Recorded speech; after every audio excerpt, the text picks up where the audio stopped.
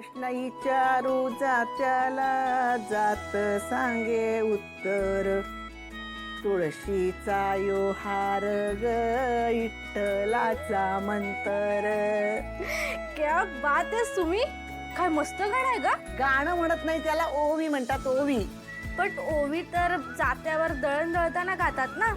आजकाल जाती राहिली आहेत का? हा, मोबाईलवर ऑर्डर देतात आणि पिठं मागवून घेतात. आपलं पण जातं पडलं असेल माळ्यावर धूळ खात. ठीक आहे ग, इझी झालंय ना ते. पण आज एकदम लाडू, काय स्पेशल?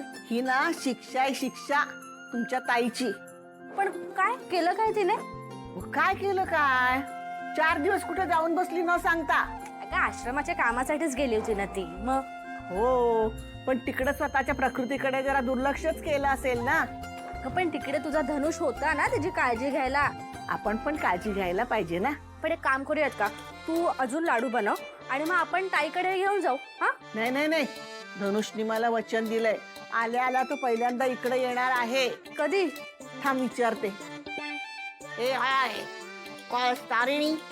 माय गॉड सुमी, वाव, हे तुला कोणी शिकवलं? सुमी नाम सुनके फ्लावर समझा क्या? फ्लावर नहीं फायर है. सुमीचा फोन आहे. घे ना. हा सुमी, बोल ना. हा काय ग, कुठपर्यंत आलीयस? अगं आम्ही घरी पोचलो. घरी म्हणजे इथे खांडेकरांकडे पोचलो. मी इथे तुमच्या वाटेकडे डोळे लावून बसले आणि तुम्ही काय येतो येतो म्हणून आलातच नाहीत. अगं मी तुला निदान फोन तरी केला होता.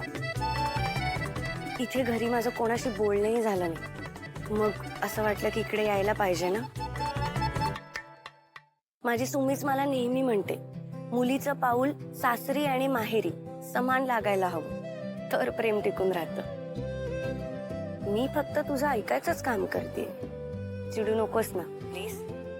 हो का? तू बोलायला कोणाला हार जाणार आहेस का? खरं म्हणजे तुला ना वकील नाही तर पोलीसच करायला हवं होतं. त्या गुन्हेगारांकडून असे पटापट पटापट गुन्हे वधवून घेतले असतेस. पण अजून राग गेला नाहीये माझा. अरे बापरे, चाफा आणू का मग येताना तुझ्यासाठी? नको, आणि तू ये. तू आल्याशिवाय मला बरं वाटायचं नाही. येते, उद्याच येते तुला भेटायला.